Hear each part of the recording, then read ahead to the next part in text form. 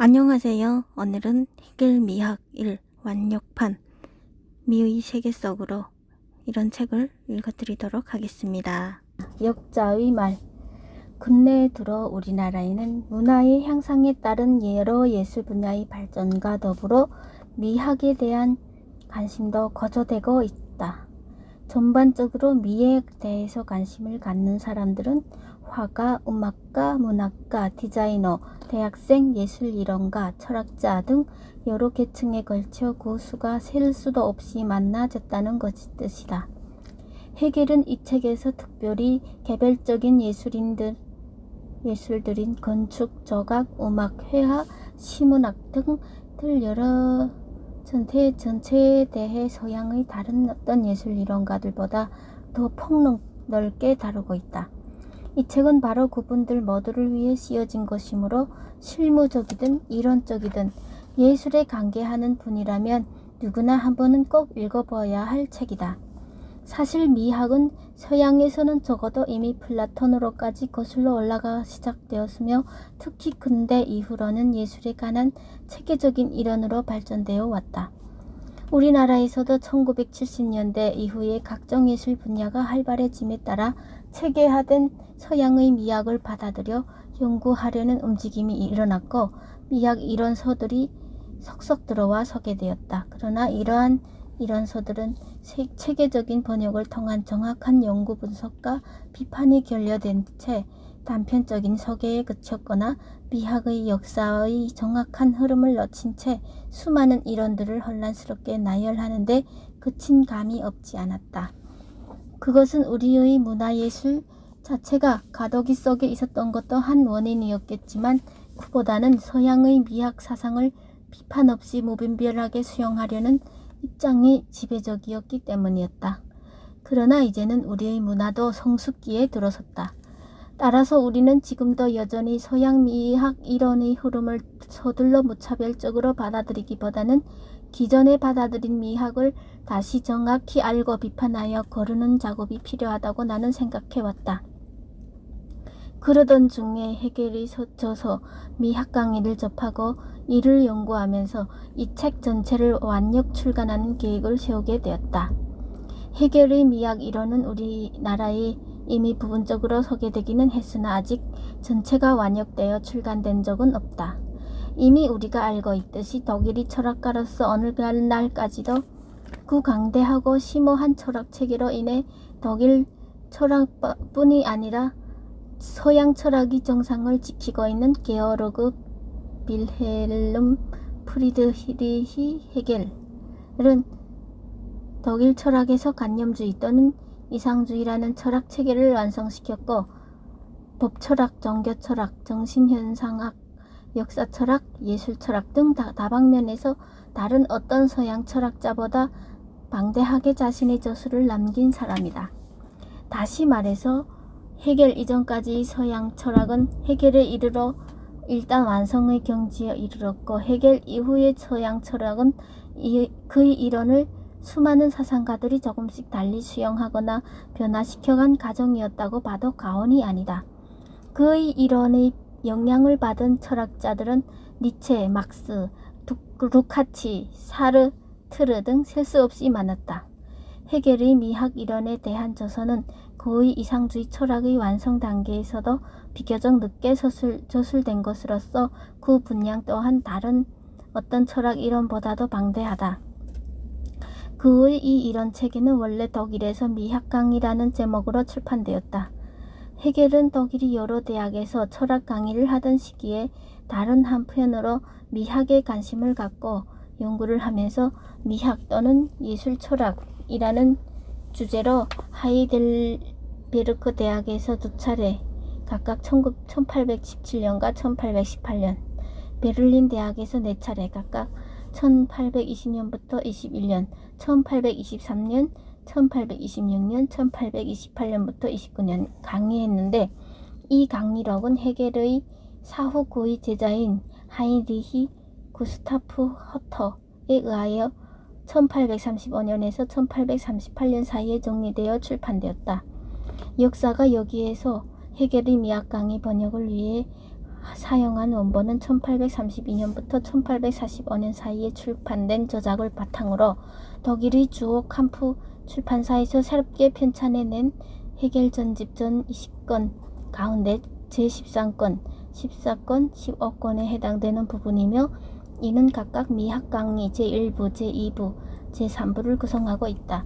특히 1823년부터 1826년 사이는 헤겔의 활동이 절정에 달했던 시기만큼 이 미학 강의의 내용도 그 깊이와 광범위함에서 후세의 독자인 우리들을 가히 놀라게 하기에 적하다. 헤겔의 다른 철학체계도 역시 그러하지만 미학에 대한 그의 사상이 정립되기까지는 당시 독일의 철학과 문학을 위시한 예술계의 동향이 지대한 영향을 끼쳤다.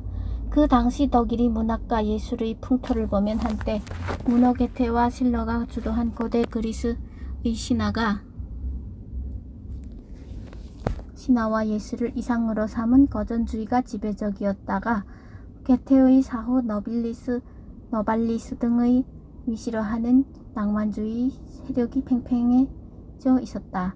낭만주의는 사실 고대 그리스 문화를 인류 문화의 최고로 보는 거전주의에 반박하고 나서면서 유럽의 중세 이래전에 내려온 기독교적인 전통을 바탕으로 분리된 예술과 세계의 합일점을 다시 되찾자는 기치에서 나온 것으로서 특히 셀링의 철학 이론이 뒷받침이 되어 있었다.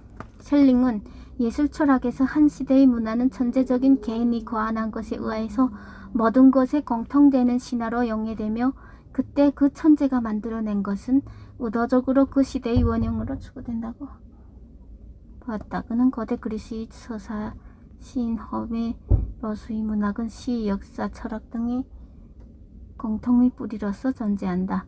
시에 있어 신화는 근원적인 소재이다고 말했다. 즉 그는 주관과 객관을 이원론적으로 분리시키기보다는 이의 무차별적인 동일성을 절대적인 것으로 간주했고 그 절대성은 천재성에 의해 드러난다고 보았다.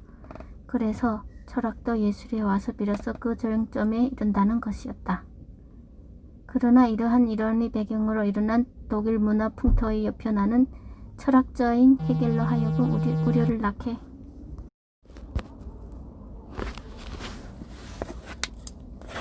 그래서 철학도 예술에 와서 비로소 그 정점에 이른다는 것이었다.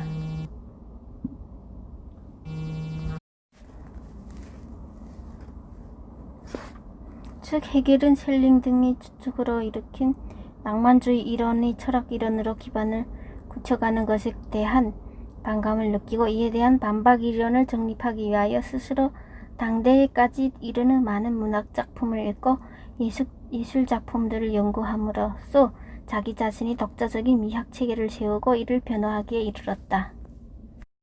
헤겔의 미학 강의는 모두 3부로 구성되어 있다.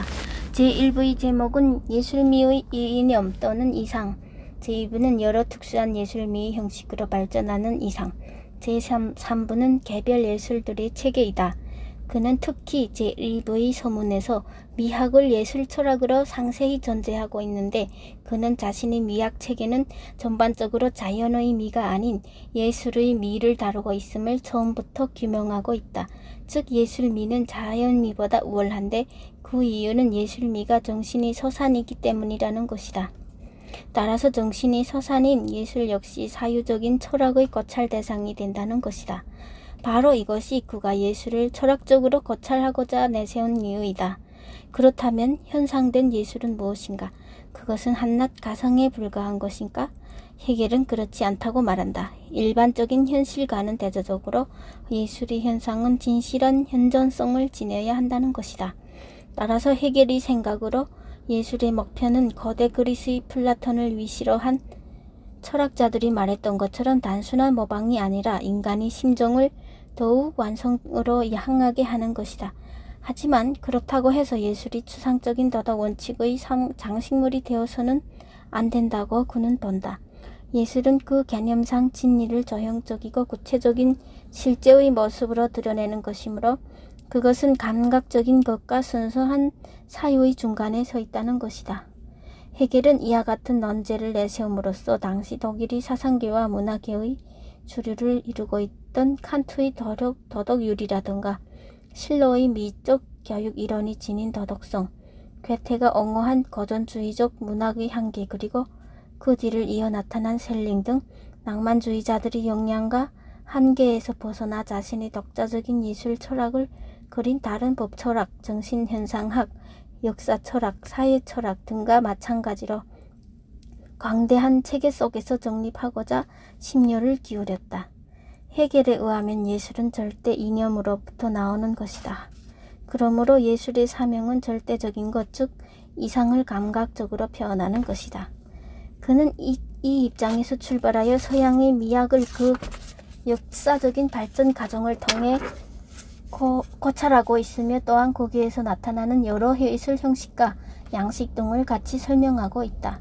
그는 제1부에서 미학을 철학적으로 고찰하고 그 이론을 정립한 후 제2부에서는 예술은 이념과 형상이 서로 일치할 때 이상적으로 드러난다고 보고, 또 예술도 역시 인간 역사와 마찬가지로 역사적인 변증법적 발전 단계를 거치고 있다면서 그 단계를 다음과 같이 세 가지로 나누고 있다.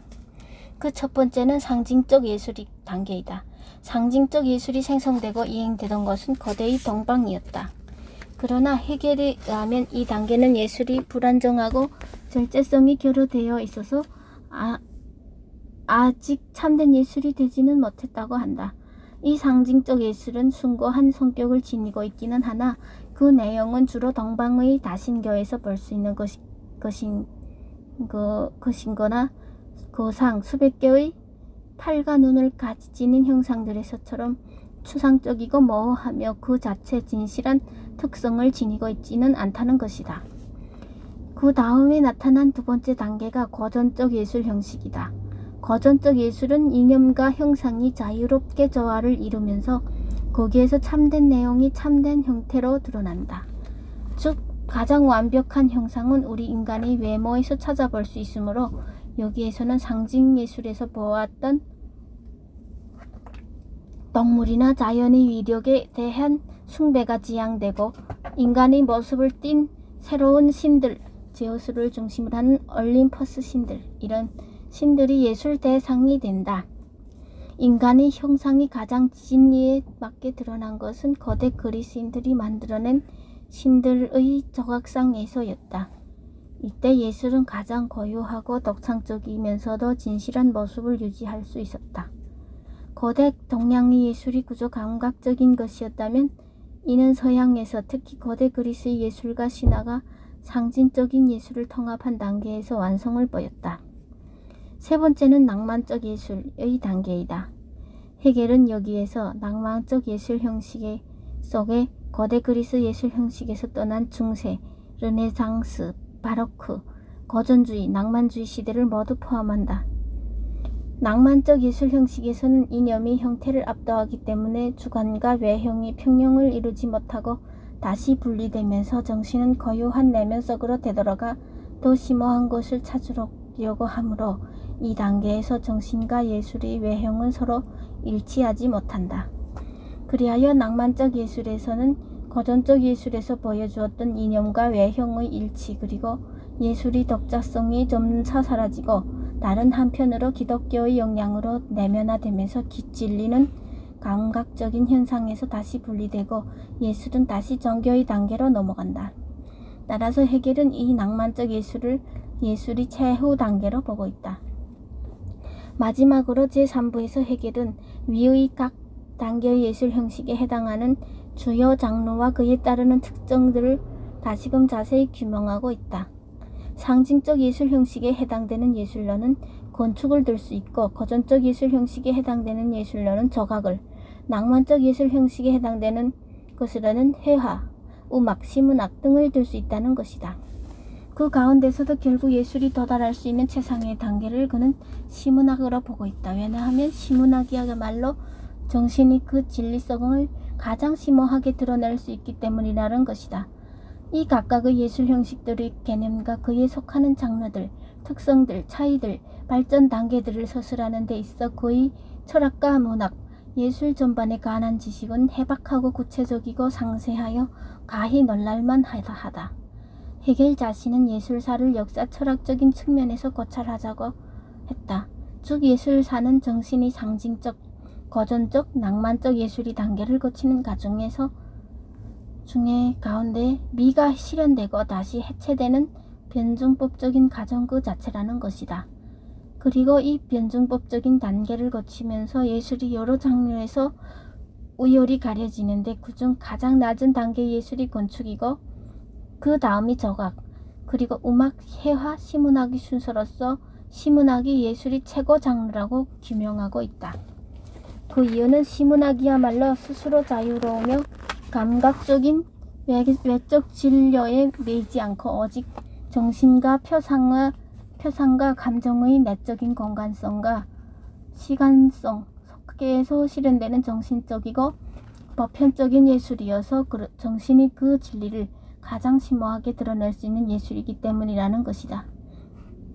또 예술이 최고 단계인 시문학도 서정시, 극시, 서사시로 갈라지는데 헤겔은 이 중에서 또 서사시를 최고의 것으로 꼽았고 또한 그 중에서도 예를 들어 고대 그리스 호메로스의 서사시 알리아드와 오디세이를 최고의 정점에 달한 예술로 보고 있다. 이와 같은 헤겔의 미학 구상 자체는 사실 그 시대의 문학사적 조류의 반영이라고 볼 수 있다. 그는 하이델베르크에 체류하던 시절에 당시 독일 고전주의 영향을 받아 한때 고대 그리스 로마의 신화와 예술에 관한 저서를 많이 읽었고 게테의 작품에도 심취되어 있었다. 때문에 미학 강의에는 그리스 신화에 나오는 수많은 신들이나 영웅들의 이름과 게테나 실로를 비롯한 수많은 시인, 예술가들과 그들의 작품들이 언급되고 있다. 물론 헤겔도 고대 그리스 신화를 최고의 예술 형태로 보았다. 그러나 그가 마찬가지로 고대 신화를 옹호한 셀링을 반박하고 나선 것은 셀링이 한 시대의 문화는 천재적인 개인이 고안한 것으로서 모든 것에 공통되는 신화로 영예되며 그때 그 천재가 만들어낸 것은 의도적으로 그 시대의 원형이 된다고 본 점을 받아들일 수 없었기 때문이었다. 헤겔은 오늘날의 신화는 고대와 중세 기독교 시대에 했던 것과는 역할과 기능이 다르다고 주장한다. 헤겔이 볼 때 셀링의 이론은 비역사적인 것으로 비판되어야 한다는 것이었다. 물론 헤겔도 역시 예술작품은 천재의 소산이기는 해도 모든 사람들에게 속하는 것이며 한 민족과 국가의 정신은 작품으로 드러나야 한다고 보았다. 그러나 셀링이 현대에서 예술을 통해서 하나의 국가를 굳건히 할 수 있으며 고대 그리스 도시국가에서처럼 예술을 부흥시킴으로써 조국을 새로이 부흥시켜야 한다고 열렬히 요청한 반면에 헤겔은 이를 비판적인 시각으로 보았다. 그는 국가와는 달리 예술은 그러한 가능성이 제한적으로밖에는 실현되지 않는다고 생각했다. 헤겔에게 물론 예술의 자율성은 중요한 것이기는 하지만 그보다도 예술은 그 시대의 문화를 뚜렷하고 생생하게 우리의 눈앞에 드러내주는 것이므로 역사와 문화의 구성적인 계기로 파악된다는 것이었다. 헤겔은 고대 그리스에서는 역사와 세계가 일치하였으나 점점 현대로 오면서 그 차이가 벌어졌다고 보고 있다.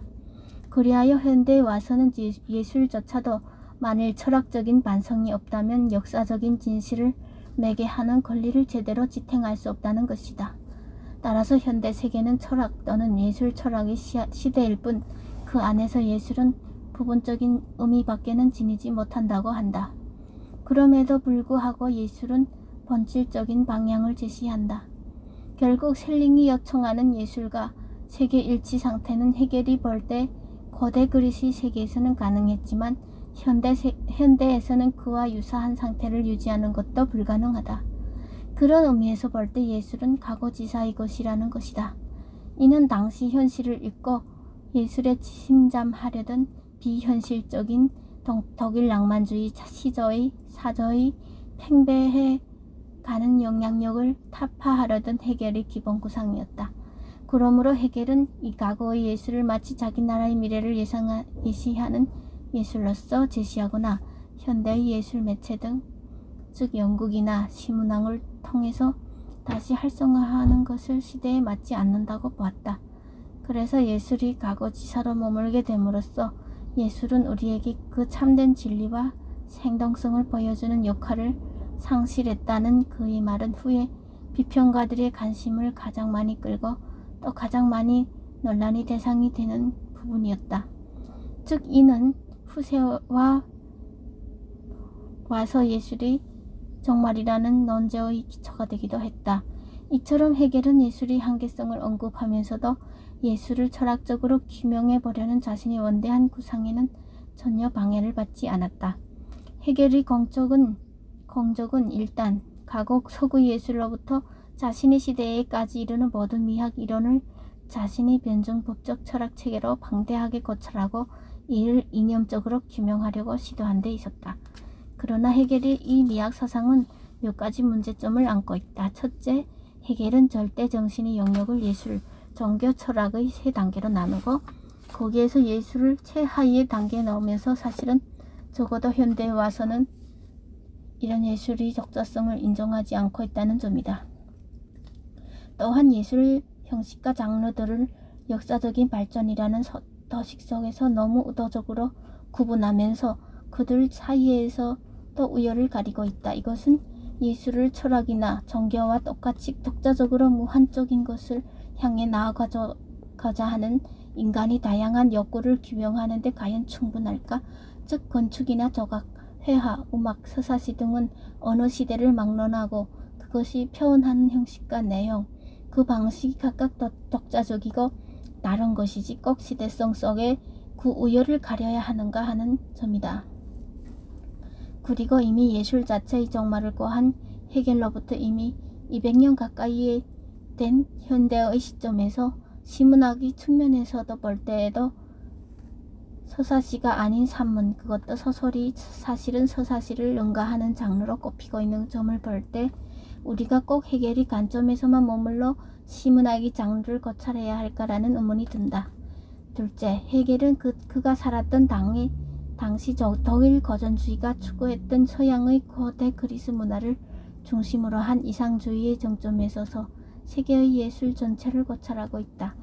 그가 이상적인 올림퍼스의 정상에 발을 딛고서 고전적 예술의 시각에서 세계 예술을 바라볼 때 예술은 동양에서는 그저 상징적인 것, 추상적인 것에 머무르는 것 이상으로 발전하지 못한 것이었고 반면에 서양의 예술은 이성과 진리가 가장 이상적인 미로 현실로 드러난 것이었다.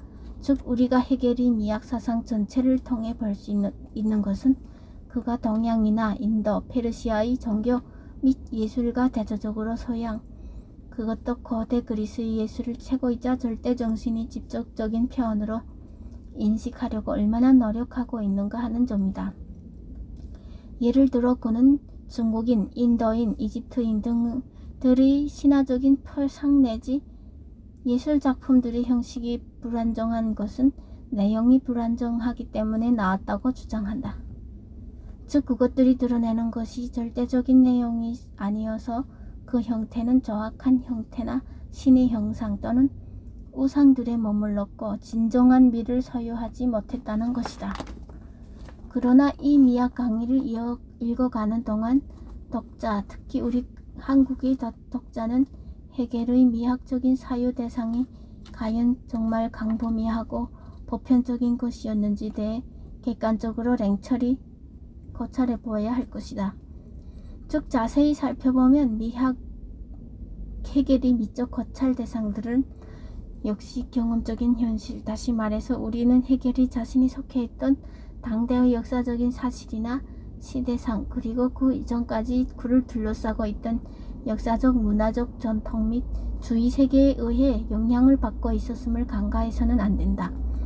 헤겔이 알고 있었던 세계는 거대 이집트와 그리스, 로마를 중심으로 하는 세계였으며 그 시각에서 볼 때 인도, 아랍, 중국 등은 주변적 세계로 밀려나 부수적으로 고찰되는 위치를 벗어나지 못하고 서구 문화와 예술의 관점에서 철저히 경시되고 있음을 간과해서도 안 된다.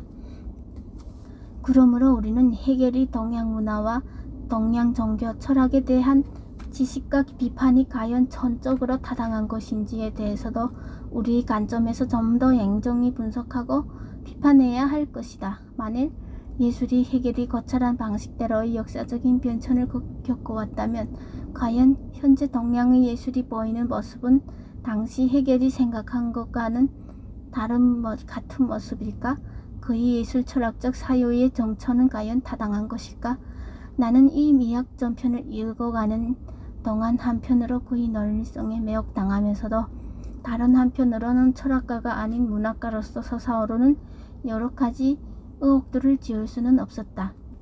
그것은 어쩌면 내가 해겔의 사상을 큰 거부감 없이 수용할 수 있는 서양인이 아닌 동양인이기 때문에 가질 수 있는 의혹일지도 모르며 그것은 정당하기까지 한 것이다. 따라서 역자가 이 미학 강의를 번역한 이유는 독자로 하여금 이를 단지 수동적으로 감탄하고 수용하도록 하려는 목적에서가 아니다. 역자는 이 책이 다음과 같은 두 가지 관점에서 독자 여러분에게 흥미를 줄 것으로 기대하고 있다. 첫째는 해겔이 서양 미학의 체계를 일단 최고의 위치로 완성시켜 놓는 과정에서 그가 다른 논리학이나 역사 철학에서 세워놓은 변증법의 체계가 미학에서는 어떤 식으로 전개되는가 하는 점이며, 둘째는 이 미학을 읽음으로써 서양 미학을 극복하여 동양 미학을 구축하려고 노력하는 사람들에게 도움이 되라는 점이다.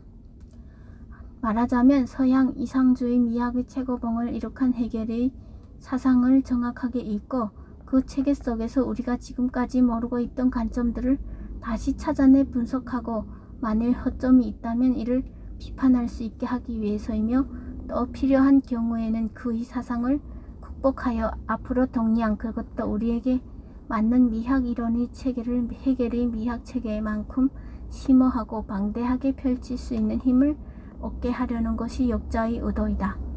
일단 이 저서를 읽고 나면 해겔에게서 서양의 이상주의적 관념론이 어떤 의미와 어떤 형식에서 그 극치에 달했었고, 그 이후의 후계자들이 그를 어떻게 수용하고 또 그들에게 어떻게 떨어져 나가 반기를 들었는지, 그리고 오늘날에 와서 언뜻 보기에 해겔의 이념에서 완전히 멀어진 듯이 보이는 서양의 다른 사상가들이나 예술가들이 어떤 관점에서 그렇게 보이는지 우리는 좀 더 구체적으로 파악할 수 있을 것이다. 특히 해겔의 사상에 지대한 영향을 받은 막스나 루카치, 이런 분들이 미학 사상에 대해 특히 우리나라에서 국내에 관심이 큰 만큼 이런 등의 미학 사상 실체를 더 확실하게 재검토할 수 있을 것이다.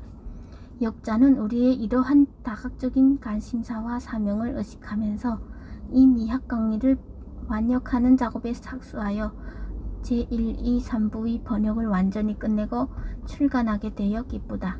역자는 독자 여러분들이 이 책을 읽어가면서 더 쉽게 이해할 수 있도록 돕고자 내 나름대로 가능하면 곳곳에 주석을 다는데 많은 힘을 기울였고, 또한 원서에서는 없는 그림이나 사파들을 수집 정리하여 같이 실었다.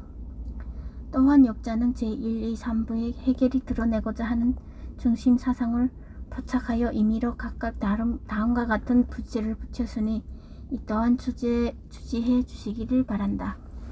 제1부는 미의 세계 속으로, 2부는 동양예술, 서양예술의 대립과 예술의 종말, 제3부는 개별 예술들의 변증법적 발전. 해겔이 자신의 미학 체계를 세운 지도 벌써 200년 가까이 되었으나 지금에 와서야 우리는 우리말로 번역된 이 책을 눈앞에 대하게 되었으니 늦은 감이 없지 않다. 그렇다고 해도 지금이나마 해겔의 미학 사상을 편견 없이 바르게 이해하고 우리의 시각에서 새로이 비판할 능력이 있을 정도로 문학적으로 성숙한 우리만큼 결코 정말 늦었다고만 할 수는 없을 것이다. 이 책이 나오기까지 많은 도움을 주신 주위의 동료분들과 특히 이 방대한 원고를 꼼꼼히 읽고 많은